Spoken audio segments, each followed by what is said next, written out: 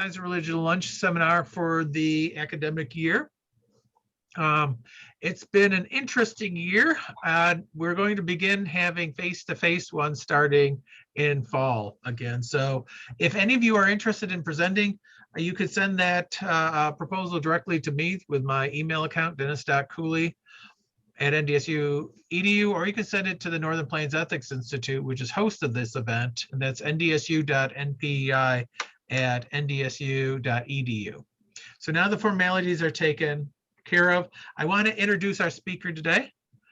Ann Denton is professor in the Department of Computer Science at North Dakota State University, and many of us know her. She received her Ph.D. in physics from the Johannes Gutenberg University, and I'm never able to say that word, Mainz? Yeah, that's close enough. Germany in 1996, and an MS in computer science from NDSU in 2003. Her current research is in the area of environmental and agricultural informatics. This work prompted her to identify ethical concepts that are rigorous enough to steer future data science research. Denton has published more than 80 peer-reviewed journal and conference publications and has led projects funded at a total of more than $1 million. By the way, she has added greatly to this Science Religion Lunch Seminar by showing new areas that most of us haven't thought about. So let's welcome her. I don't know how we do this other than maybe just clap or do this, but Ann, it's yours. Well, thank you for that nice introduction.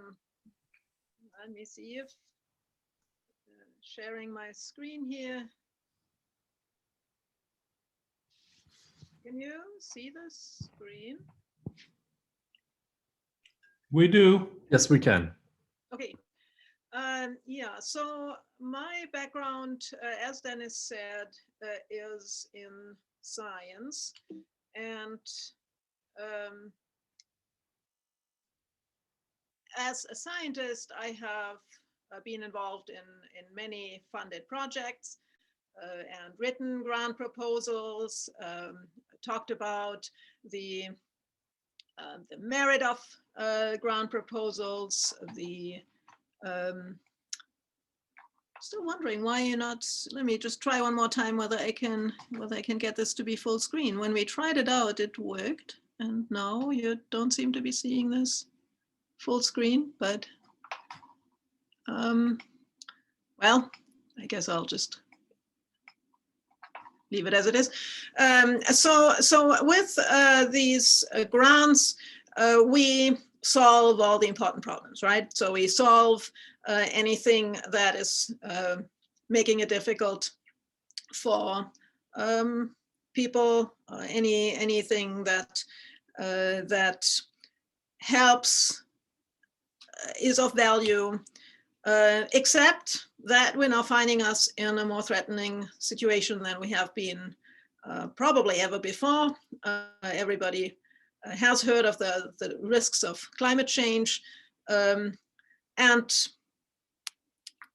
since we have solved problems for hundreds of years, why are we then worse off? I mean, how can it be that when scientists have put so much energy into solving problems, so much intuition, so much hard work, how can it happen that we end up worse off?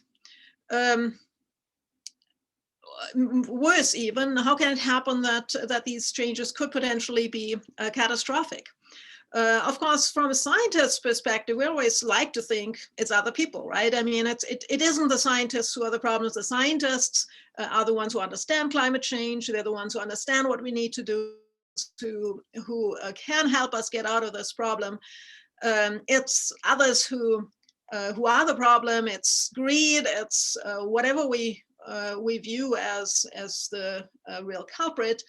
But of course, it's not exactly like greed is a new problem either. I mean, if you give somebody a weapon who shouldn't have a weapon, and the person does something with a weapon that they shouldn't be doing, I mean, is it the fault of the person who gets the weapon, or is it the fault of the person who gives the weapon away? I mean, once you look at these issues from a philosophical viewpoint, it's not really all that clear anymore. So how what is the problem then? And I mean, can scientists really just say it's the problem of others? So are we there yet? I mean, that's how I started out. I mean, we've been solving problems. Are we there solving them? Or how did it happen that things got worse? So I picked out some one sort of random, but I think relatively obvious problem of how we might always follow the good intentions and yet then not come out ahead. So an example are wells. I mean, if there's a water shortage, crops fail, that's a problem. So people starve. There's clear values here that are at stake. We need to work towards those values. So let's drill wells. Let's drill wells that are deep enough to reach the groundwater. Let's irrigate those crops. Let's make sure people don't die. Philosophically, no question that this is a good thing from that initial, well, what is a value? Well, saving people is a value. Well, except that when we do it, the groundwater table drops. We might need to drill deeper wells. I mean, first of all, if with the wells that we have, the scarcity, water scarcity has been worsened. The crop failures are worse. We could try to build deeper wells, but we would just go around the circle another time. This, of course, is known. It's not like I'm presenting something that people don't know here, but it's a problem, right? I mean, we're solving things that are clearly consistent with what moral values are, but ultimately we're making matters worse. And with every loop we might make matters worse. We can say, well, okay, let's just identify these vicious circles or cycles and deal with those vicious cycles. But how do we go about doing that? And how do we go about doing this with things that we haven't done in the past, but that we're only about to do? So how is this even addressed in this funding process that I mentioned? And I mean, at the level of the individual researchers, I've written many grant proposals, but there is no section on those grant proposals. Now, please be the devil's advocate and now tell us why the grant that the money that you're asking for might actually leave us worse off than we were before. I mean, there are all sorts of questions about, are you going to accomplish what you're setting out to accomplish? But there is no, now tell me why this might not just result no outcome, but why it may actually be a bad outcome. Even in every grant, we have to talk about results from prior funding. But even with that, we're only asked to demonstrate that we accomplished what we set out to accomplish and that people were trained. So a major portion is that people were trained, but there's no question, well, should this research maybe have never been done because it left the world worse off? And I mean, if there was such a question, that would go into values, and actually national funding agencies would get into trouble for asking for values. And this is not just an issue at the level of the individual researcher, that's also an issue at the level of the solicitations. The solicitations that are written by the funding agencies,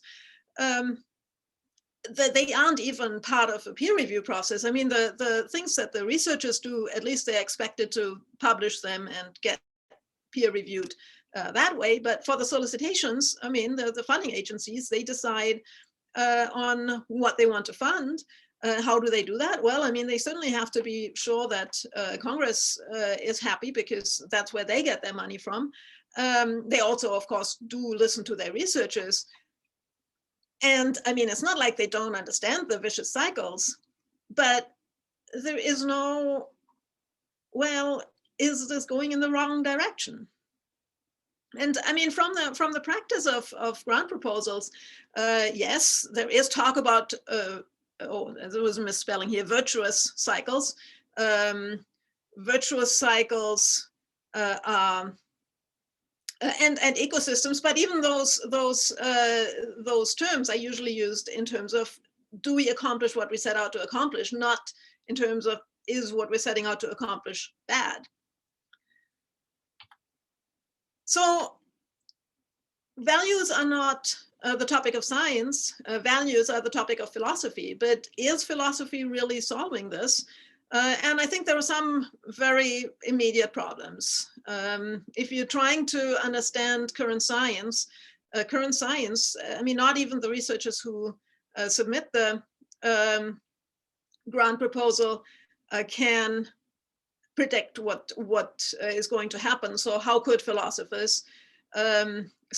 So doing two things at once is difficult. Two very different things. Philosophy is housed in the humanities, that creates some differences in how things are viewed right there. And philosophy, the humanities don't have the same consistency expectations. So sciences are more trained to recognize paradoxes, and I'll get to that in a moment. Philosophy has paradoxes that have been there for hundreds of years and are not viewed as reason to disqualify something. And I've talked about that in past seminars with Kant is, I think, particularly vulnerable to that, or maybe it just seems particularly obvious to me in the sense that he bases everything on language. And I mean, humans are the only species for which it's known that we have this extensive grammar-based language, so that automatically limits moral value to not just humans, but also humans who are really capable of using this language towards their own benefit.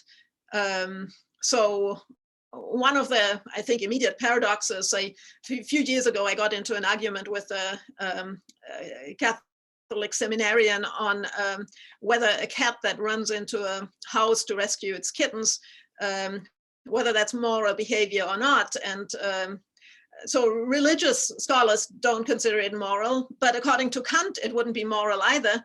But I mean, if you deny that a cat that runs into a burning house to rescue kittens, if you deny the morality of that, I mean, how about a human mother? I mean, if I saw my kids in a burning house, I would run in there and I would not engage in some long moral reasoning. I would just run in there. And however instinctive it is, I would still die if I didn't get out in time. Does the fact how I use language really make any difference to that? I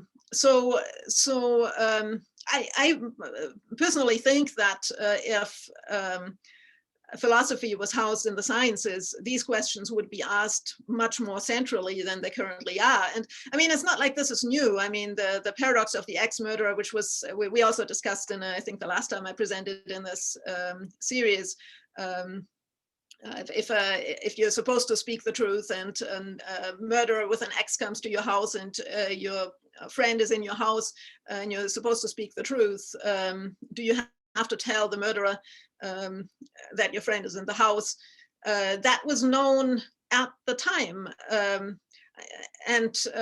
So I think that recognizing that there are these paradoxes is important because, I mean, for sciences, so much progress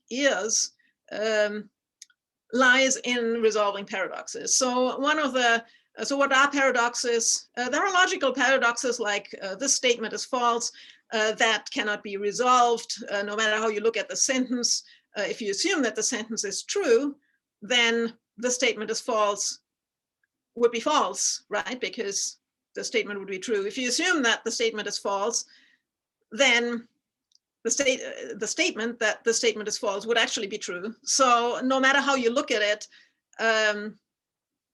it cannot be made consistent, and that may be the ultimate the ultimate paradox. It's so short and so simple to explain, but it's one that, other than giving insights into logic, it doesn't tell us about wrong theories. But there have been lots of paradoxes that have actually either directly resulted in theories or at least relate to scientific theories. So one of the paradoxes that are best known under that name, Xenos Paradox of Achilles and the tortoise.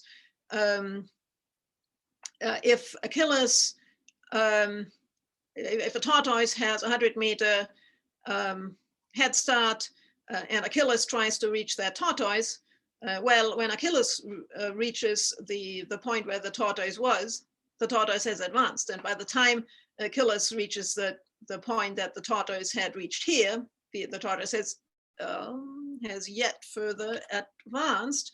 And you can do this infinitely many times. So Achilles can never reach the tortoise. Of course, we know Achilles can reach the tortoise, and we know even meanwhile what is wrong about the argument. What's simply wrong is that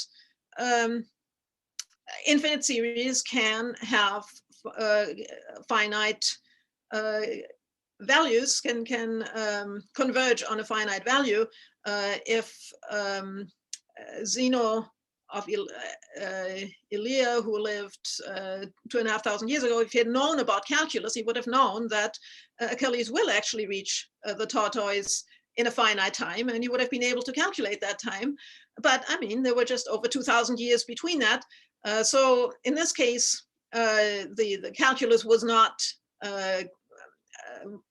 identified because of this paradox, but it clearly would resolve the paradox. And there are cases where really paradoxes have motivated new theories. The theory of relativity, the theory of relativity is sometimes presented as if there are these divergences between what is measured at high speeds and what you would predict based on Newtonian mechanics. But that isn't how it originally developed. It developed out of a paradox.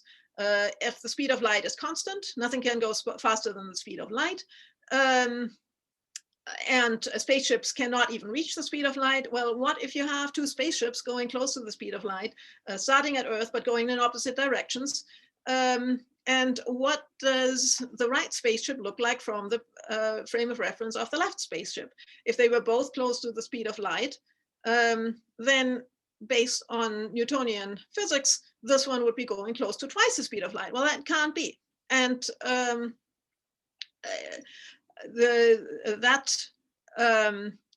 resolving that paradox resulted in the Lorentz contraction, which was known before even Einstein then suggested the theory of relativity. And I mean, I think it's important to realize this was the result of a paradox. It wasn't the result of a minor measurement error. And I mean, it's sort of the same as, are you going to argue, if you argue with somebody who thinks that the Earth is flat, do you try to measure the curvature of the Earth, or do you just ask questions like, if Earth was a sphere, I mean, wouldn't cats have pushed everything off the edge of the sphere? I mean, it's a favorite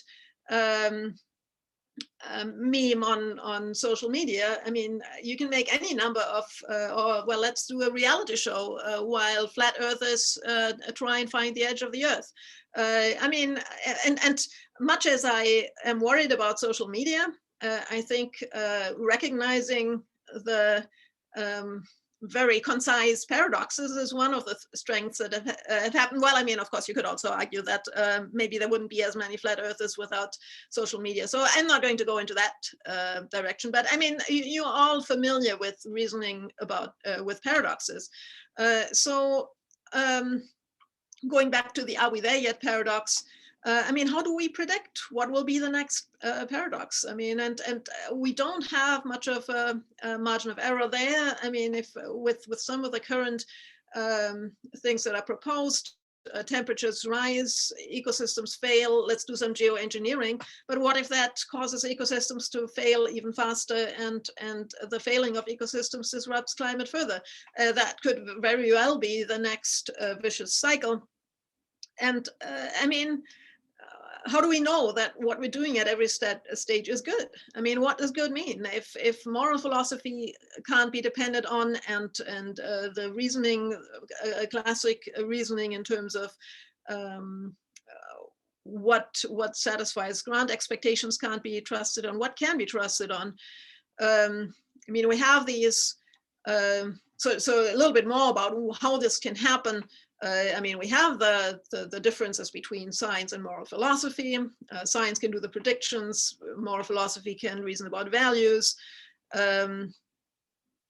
Values aren't part of science. Scientific predictions aren't a major part of, I mean, current predictions are not a major part of moral philosophy. And so we have these differences, but I also think that in order to really understand what's going on, there's still, when I first thought about this, it felt like there was something missing. And there were the two mechanisms that to me personally, explain what's happening a little bit more than just seeing these differences. One is the question of how are research questions phrased. The other is the issue of side effects. So let me talk about those two mechanisms a little bit more. Why things can backfire so badly? Why do we have these vicious cycles? One is that, I mean, we always think of science as being quantitative and telling us true from false and so on. But science is about answering questions. The questions are not, the determination of the questions that should be asked is not scientific. From a language perspective, a research question is a sentence, and with natural grammars, you can form infinitely many sentences. And this is actually really very much the domain of computer science, which is the science I'm in now, that programming languages are based on grammars. And you can create infinitely many computer programs. You can ask infinitely many questions. So we don't know which question we ought to be asking, and that's a highly non-trivial problem. There's none of that objectivity that goes into answering questions goes into asking them. And that's, of course, what allows this issue with proposals. I mean, a proposal basically is a research question, or a bunch of research questions. And side effects, that one maybe people may be a little bit more familiar with. Of course, any research doesn't just have the effects that it has, but also side effects. The biosphere is connected, so science gains its power from looking at one specific thing, but due to the connection of the biosphere, anything we do has other effects, and this is somewhere relates to all the issues that we're seeing. This ethics has gained a stronger role in grant proposals recently, for example, in the artificial intelligence area, but that ethics in artificial intelligence still doesn't really address the things that I raised earlier. So here a little bit about how the combination of not knowing which question to ask and then the side effects can result in this. Well, do we really know what we ought to be doing? So if we wanted to identify the most important research question to address climate change, what do we do? I mean, do we counteract the changes in the temperature? That would suggest geoengineering, but again, could result in a vicious cycle. Do we reduce the CO2 in the atmosphere? I mean, there are strategies for that, carbon capture, that may be less dangerous, but then also may not be enough. We could reduce the emissions. Historically, it just meant that people consume more. I mean, if you consume more of something that individually uses less, then the total sum still increases. Avoiding activities entirely. Well, we've been able to do that for the past year, so maybe we can keep doing this. But I mean, how do we reason about this? I mean, how do we reason about this? Do we use science? Do we use moral philosophy? Do we use a combination? I think really what we should be doing is to try to reconcile moral philosophy with science, because if we just anytime we just use the divide and conquer and only look at a piece of the puzzle, we're missing the big picture. So for the remaining, I think 8 minutes or so I have, I'd like to talk about where are there moral theory. Do we have theories that are consistent with science? Do we have scientific approaches that are consistent with moral philosophy? I think the idea, the philosophic idea that lends itself the most to bridge the gap between moral philosophy and science is the veil of ignorance proposed by Rawls. I mean, there's a whole philosophy based on this. Some of it is consistent with science, some of it is not, but the general idea that whatever we propose should be equally, we should be able to reason for its moral value, regardless of what position in society we have. That is something that you could actually really phrase scientifically. You could just call it invariance.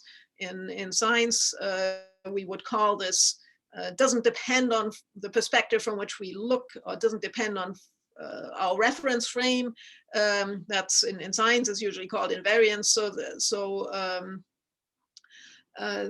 This is, I think, a moral philosophy that lends itself towards reasoning in a way that is consistent between science and moral philosophy. Of course, this also only relates to humans, so I'll talk a little bit about how this could be generalized to non-human life. Also, it's inherently, the way Rawls phrased it, it's rather tied to the current time, which leaves the future. It doesn't leave the future out entirely, but it also doesn't include it enough, maybe. So one of the related theories is it's separate from Rawls' veil of ignorance. It's the biocentrism has a similar philosophy that that maybe we don't just need to look at other humans. Maybe we do need to look at the rest of life. And some non-human species are very closely related. So from a biological perspective,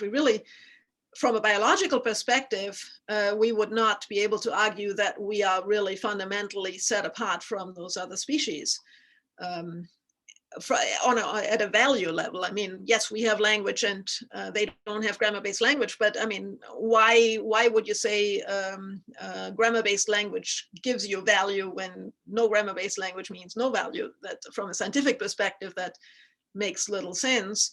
Of course, at the same time, humans cannot survive without non-human species. I mean, we depend on our planet. It's not just the food species, but it's also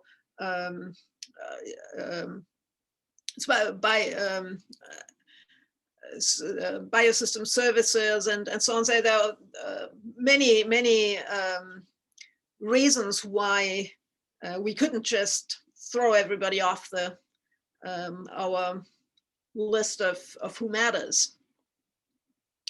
And I think the idea of geoengineering, it seems fairly clear that it would affect all this, the other species around us in ways that we can't really justify. And I mean, we like to look at the problems of the planet as something that is about to begin. But if you look at the rest of life, that problem started a long time ago. I mean, 50 years, since in the last 50 years, we've lost way more than 50% of wildlife. So it's not like catastrophe is about to happen. I mean, catastrophe has happened for the past 50 years if we adopt a biocentric viewpoint, where losing wildlife counts. So why do we adopt this anthropocentric viewpoint? I mean, a large part of it is religion. God told Noah that everything that lives and moves will be food for you. So, I mean, why would we care about our food? I mean, yeah, we need to be sure that we can eat, but it's certainly not equal. And Kant's philosophy, as just one example, reinforces that. Personally, I would go as far as arguing that maybe the reason why Kant got away with discounting paradoxes like this ex-murderer paradox, which was known at his time, maybe he got away with it because religious scholars were actually quite happy that they could still make the argument that people who could reason with grammar-based language were just more valuable, the only ones who were valuable. So maybe it was because of the consistency with religion, not the consistency with science, but the consistency with religion. Of course, science also wouldn't be able to operate the way it does if it wasn't able to do animal experiments, and if it wasn't, if animal science of food animals wasn't part of science, those would be major changes to the way science is done. So the ethics of science is an ethics that is grounded in moral philosophy, and then moral philosophy is motivated by religious philosophies and supported by a secular philosophy that is, to some extent, just really consistent with the religious philosophy. And I mean, the two things that I mentioned here about science ethics, I don't think they are as they are very concerning, and I think those have to be discussed. But the big issue really is we don't look at what the rest of the planet has been doing. We don't look at the living planet index, and it's a really serious problem. How do we generalize the Rawls veil of ignorance to these problems? I think biocentrism really generalizes naturally by just saying, well, let's just also take non-human perspectives and not on a one-by-one level, but just at that collective level. Future life, including humans, there are philosophies for that, and or science really, the environmental footprints, I think, go in that direction. So you've probably all heard of environmental footprints, or the ecological footprint was intended to capture how much we use in comparison with biocapacity. In 2020, we had exhausted our budget by August 22nd. I mean, imagine having used up all the money that you have in a given year by August 22nd. We use too much.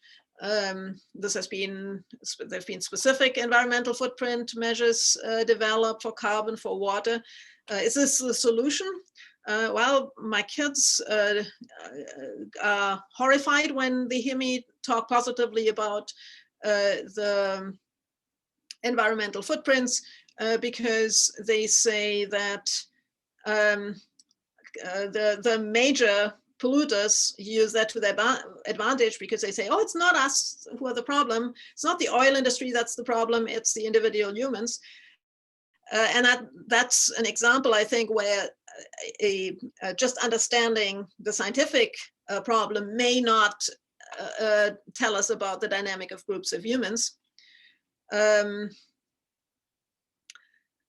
So no, this isn't immediately a solution, but these are just ways, I think, of approaching what do we need to do to reconcile moral philosophy with science and get rid of paradoxes that are there both on the science and on the philosophy side, and come up with something that allows us to prevent the vicious cycles of the future. And I've gone about a minute over, but no, that's thank you for your Thank you very much, Anne. And so what we're going to do is we can do a combination. There are some comments and questions in the chat. I don't know if you can see those. Yeah, I do see them now. And what we usually do is, Scott, if you want to read your comment, then Anne can respond. You have to unmute. There we go. You can hear me now. Okay. Yep. Yeah, let me go back. I was writing another one, but I'll have to save that for a second. What did I say earlier?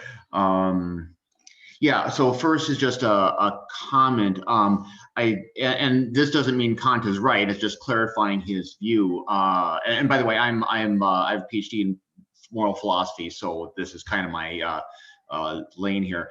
But he once said that someone who has a naturally sociable disposition may, and therefore is kind to other people because it's just his instinct, does not have any moral worth. He's acting in conformity with morality, but is not really a morally good person in the sense that he was talking about.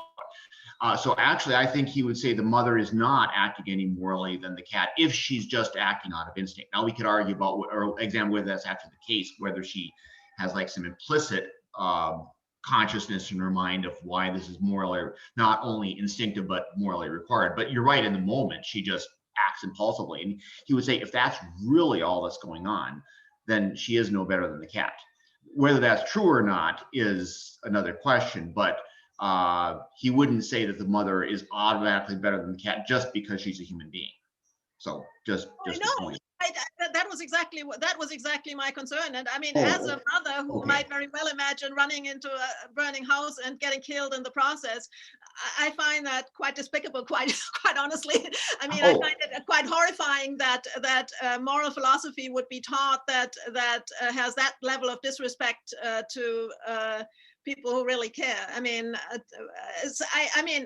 find that I find that personally offensive, quite honestly. That may be, and other philosophers critique Kant on this point. I misunderstood the example. I thought you were saying that he would distinguish the mother and the cat, and I think he wouldn't, which may be his problem. No, I meant that I'm personally offended that he would say such a thing. Okay. Well, if I may add another point or more of a question then. So it seems to me that you're challenging the idea. You're suggesting that philosophers are more content to rest with paradoxes than scientists are. And you've got a good point in using Kant as an example, because he does talk about what he calls antinomies of reason, where he says reason suggests one nomos or law, how to think about something, but then another one, and they come into conflict and they can't be resolved. And he gives like 6 or 7 of these classically in one of his texts. But lots of philosophers after him have tried to resolve these, possibly with or without success. And I would also suggest that, resolution of paradoxes and identifying paradoxes in other people's works or in our natural intuitions is just a rich source of a cottage industry of philosophers trying to resolve them. So they are really concerned about these paradoxes. While on the other hand, there are longstanding paradoxes in science. quantum mechanics and relativity come into conflict at certain scale levels that we haven't yet been able to resolve, and maybe we need more instrumentation to get to the point where we see which way it's going to go, and whether we need a third more encompassing theory. But it's clear that they aren't completely compatible as they stand, and we rest with that right now temporarily because we just don't know how to proceed. And in that sense, I think it's not entirely unlike philosophers who sometimes say, yeah, we don't know the answers to some of these questions right now. Let's not deny it though, and face the fact that we're puzzled. I mean, as a scientist, I would say that, and I can't speak to the specific paradoxes that you're talking about in science, but I mean, we spent our time I studied physics. We spent our time talking about paradoxes, and a lot of free time, and at the time, most of the ones that, if we could understand a paradox, it could be resolved. So the ones that can't be resolved are the ones that normal people don't have the background to understand anymore. Yes, I mean, you're always at the edge, but I mean, the problem, of course, with Kant is these paradoxes are so easy to formulate. They are resolved by other philosophers. I mean, the veil of ignorance doesn't have that kind of problem. Why do we teach both at the same level when one of them is consistent and the other is not? And I mean, I'm not saying that the veil of ignorance is entirely consistent either. I mean, I did mention some issues with non-human life and future life and so on, but it can be generalized. So that, I mean, there are consistent moral philosophy, and there are paradox-prone philosophies. If I would be fairly certain that if a moral philosophy was housed in the College of Science and Math, those would be required to, I mean, people would be asked so often until they just come up with something that is consistent. So I think saying there are paradoxes that haven't been resolved, well, in sciences, they are really at the cutting edge of wherever people can view. They're not at the level that laymen can understand. The ones that laymen can understand, they have been resolved. I don't know if Nick is still out there. Nick Dusek? Yeah, I'm here. Oh, I'm sorry. I can't see everything on my screen. Do you want to ask your question? Yeah, this was just kind of a nod to the infinite regress. The turtle's all the way down. So I just had to pick on Dr. Denton a little bit because she's my advisor. But no,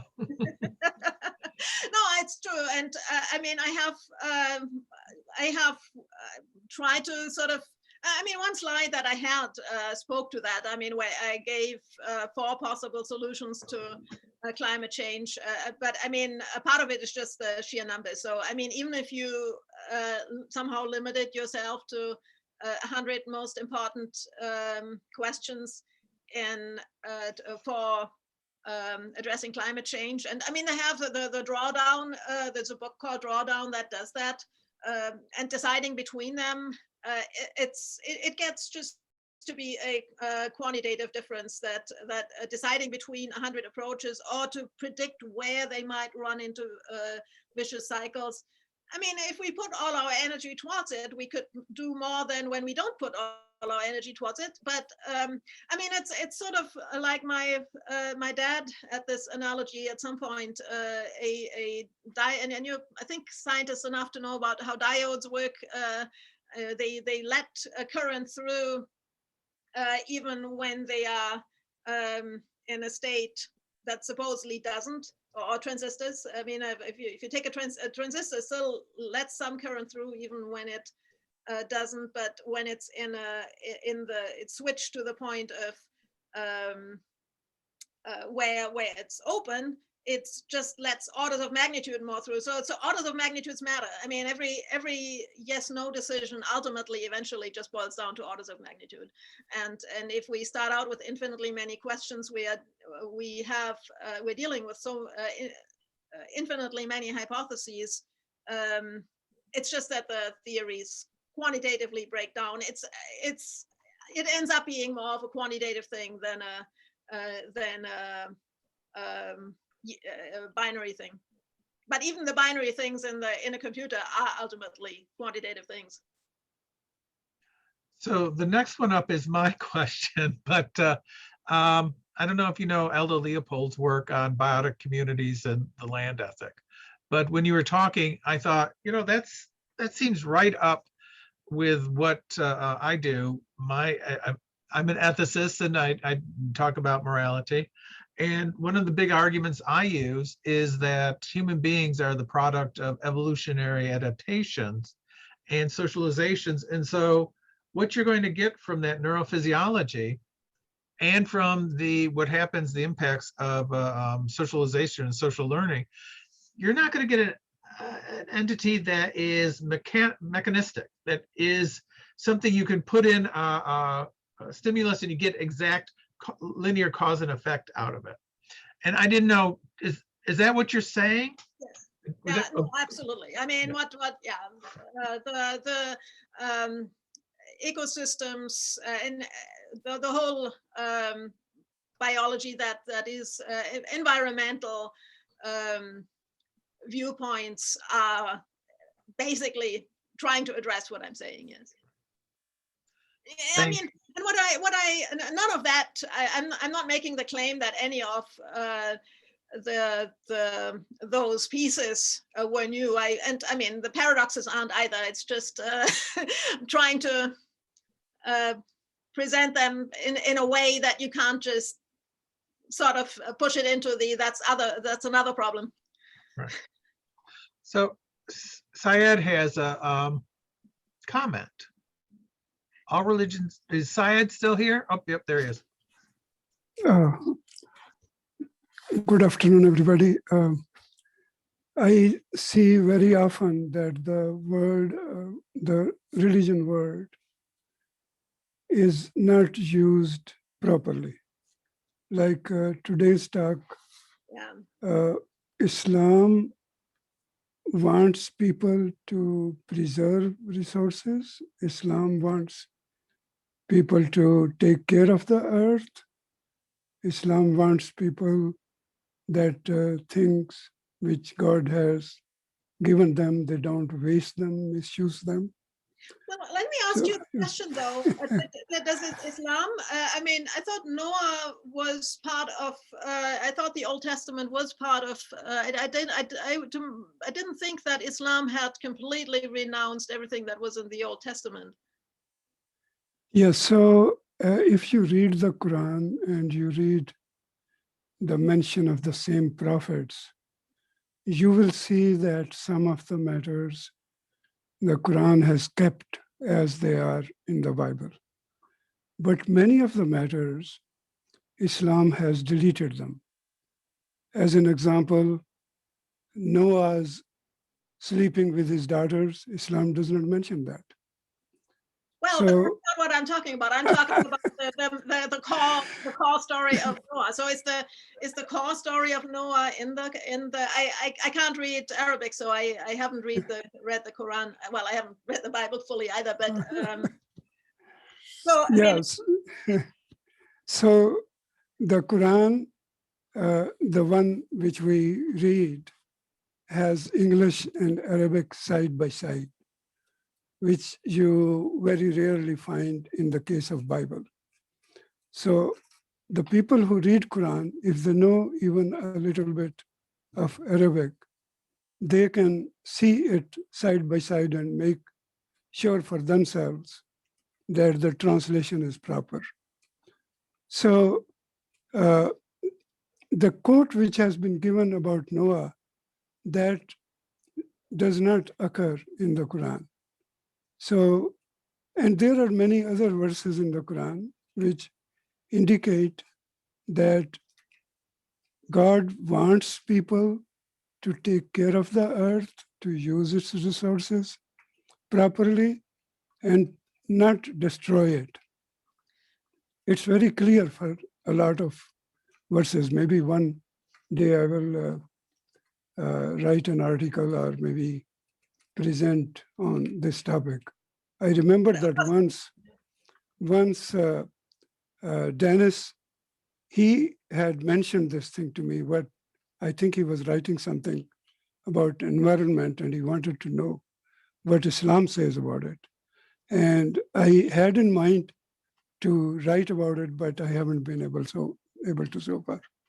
So usually when in the Western media, the religion is discussed, the person who is discussing it, he has in his mind the Bible and the biblical teachings, because the exposure to Islamic teaching is not very vast in the West.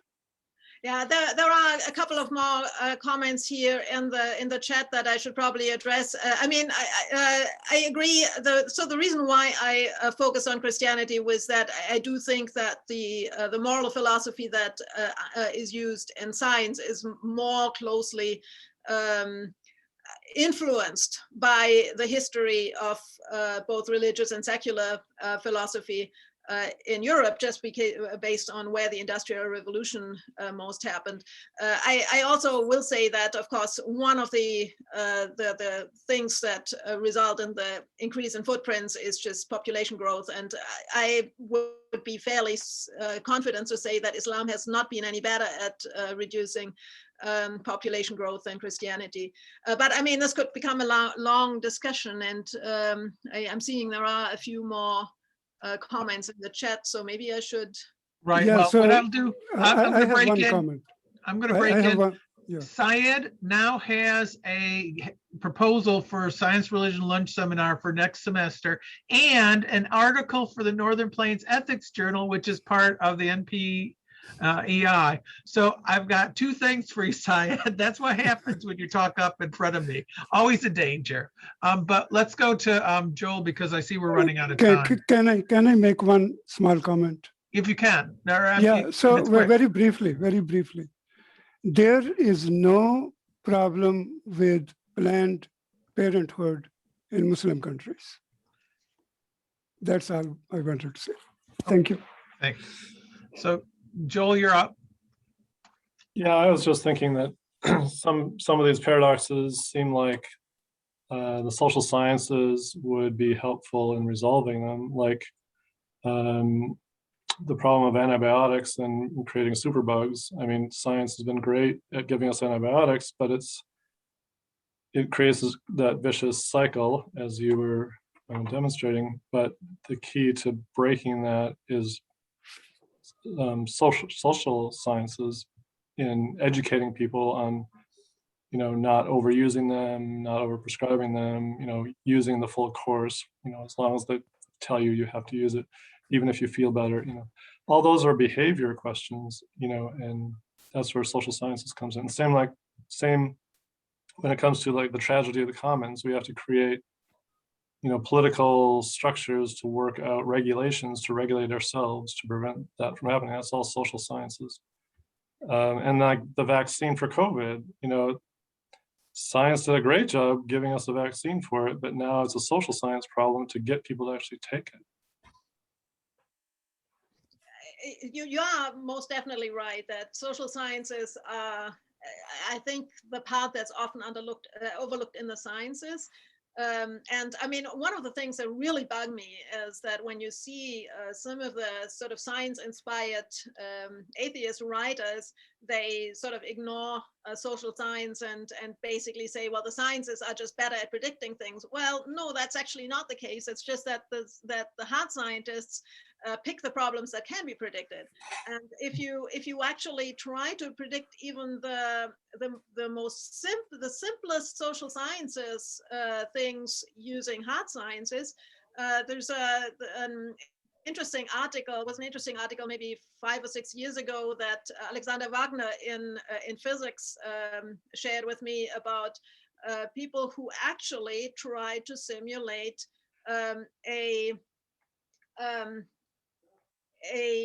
what's it called? The most basic economic interaction, a yard sale, at a yard sale. So people go to a yard sale and buy something. I mean, there's nothing simpler, right, in terms of economic interactions, and show that you will end up with basically just a finite entity having all the money. So basically, our economic system is fundamentally unstable. And it was only in maybe 2014, I would say, that it was published that actually our entire economic model is physically unstable. So it took until the mid 20-teens to figure out that something that social sciences have been assuming for hundreds of years, whenever well, I mean, yard sales have been, that kind of economic logic has been around for thousands of years. And within the social sciences, you can't demonstrate that it can never be consistent. So in that sense, the natural sciences were able to contribute something, but also they're just a few thousand years behind. I mean, so that's in terms of how difficult the problems are that can be solved. I don't know if this addresses your comment, but I mean, I think when scientists in the hard sciences sort of don't really care too much about the social sciences, saying that they can do things more quantitatively, yes, but they can only do the things that are simple, and the social scientists try to do the things that are difficult, and yeah, they can't do them with the same rigor because it's more difficult, so much more difficult that we're just a couple of thousand years behind and catching up. Right, and Scott had a great point there about the recursivity problem. So why don't we do Scott's? Oh, I think mine was just a minor footnote to what Joel was saying, that part of the difficulty with social sciences is not just that social sciences are dumber than, physicists, it's that human beings are recursive. They can respond to theories or other people using theories to predict their behavior to say, no, I'm not going to do that. I'm going to do something else. This I think feeds into some of the economics literature on markets and stuff, where if somebody discovers a trick for reliably making more money than anybody else in the market, everyone else will figure out the trick and then level the playing field again. And this recursivity is part of the intrinsic problem of understanding human societies. And once we get involved with physical things like the climate system, then we infect the climate system with that recursivity, and it gets to this. And I think you were talking about some of this, about how it gets really complicated when you try to solve the human variable as well as the physical one is much simpler. The human variable is not. That's all. Yeah, I totally agree with that. Yeah, that's part of the problem. Well, I'm going to add this because for those of you who don't know, I'm working on a book on biotic community pragmatism. I'm using Leopold's work to create an ethics out of it. So this is really up my alley. But we also have imaginations. One of the things we overemphasize on human beings is the critical reasoning, which is you can program a computer to do the critical reasoning because it's just a series of steps. If this happens, or this, and so on. It's our imagination, our creativity that lets us see things that don't exist that might exist. And then we can look at that and say, okay, what should the future look like? And go away from the is of naturalism with the natural sciences to create something new that doesn't exist. And I think that's always going to be the thing that social science is going to have to struggle with, because it can do something with an imagination what isn't but ought to be the case, rather than just focusing on the is all the time that natural scientists do. I don't know, that's just my 2 cents. And I mean, creativity is definitely a big part of, and I mean, I think that the distinction between creativity and just problem solving, that is at the strongly relates to this question. I mean, and that's why often students who are very good at students have problems being a professor in the computers in the sciences, because creativity matters so much in writing grant proposals. It's a matter of creativity, but so yes, there is the creative element, and it is really important for any problem solution, for any coming up with long-term solution ideas and all of that. I don't think that gives any discipline an excuse to maintain paradoxical theories. Right. No, that's right. We've got to be consistent. That's one of our powers, to take the crooked and lay them straight. And so at least we hope we can do that. I've got to draw this to a close. I wanted to show, I don't know if you could see this. I'm actually on the board of Humanities North Dakota. We have a series of classes. Okay. The darn thing muted automatically. It knows to stop me. I didn't do that. I just shoot me an email and I'll put a couple in the mail for you. I want to thank Anne again for this wonderful talk she gave. And to end our session, by the way, next week we will be putting, this is a Science Religion Lunch, we're going to be featuring Molly Secord Turner to talk about her work that caused so much attention in the state capitol, so that she can actually explain what it is. So that folks know what she was doing instead of reading the newspapers about it. But anyways, if you have an idea of what you would like to present on, shoot me an email about that. And have a wonderful summer. Thank you. I'll see y'all later. Bye-bye.